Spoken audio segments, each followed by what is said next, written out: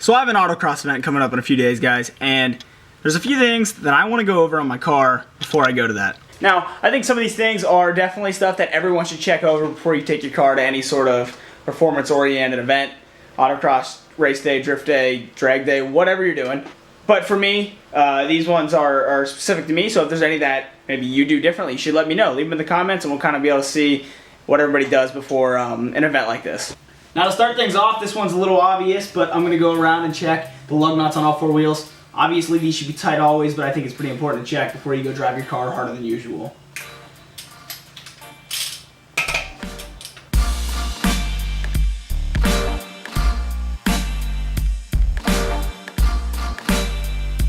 Next up, while we're still down here, I'm going to check the tire pressure in all my tires. Now if you have the means to do so, I would suggest maybe going to somewhere where you can drive the car like you're going to drive, so you can understand what tire pressures you want to run so you don't get like high or low centers on your tires. I don't really have the means to go do that, so for me, I'm just going to inflate them all to a certain pressure that I feel comfortable with, and it should be just fine.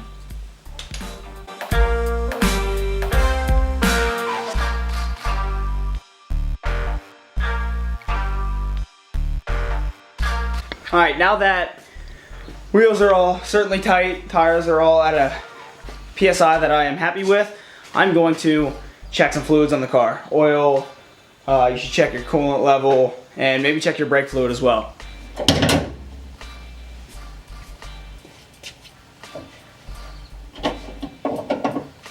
So it's still really hot in here. I'm not going to check the coolant level because I'm not trying to geyser myself with coolant, but I'll check the engine oil and go up front and check the brake fluid as well.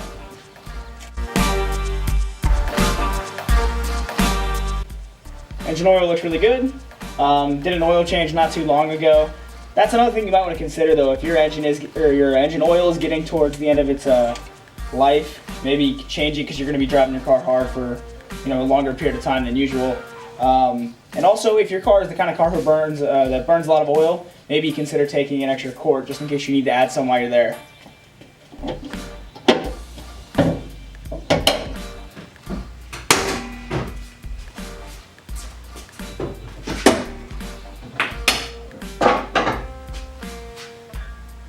So if you're willing to put in a little bit of maybe extra money and effort into preparing for an event like this, you might consider changing out your brake pads, rotors, or something a little more performance oriented, because a lot of people don't run high performance stuff for the streets.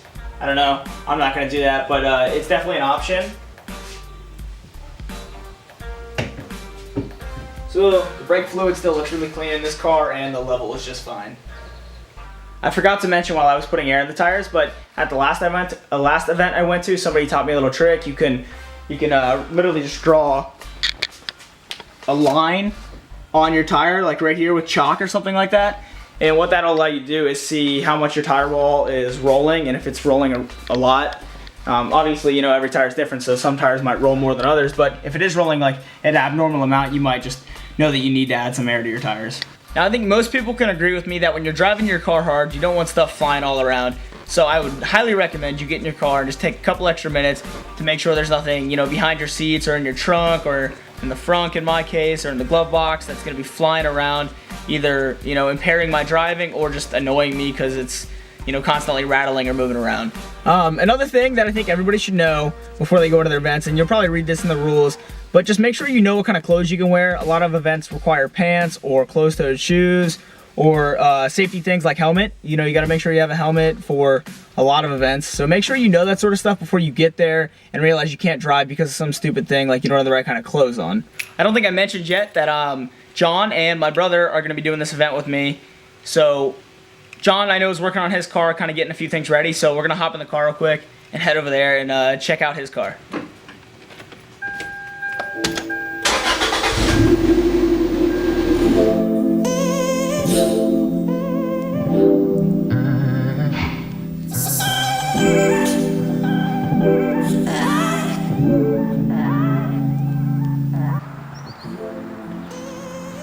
What's up, man? Hello.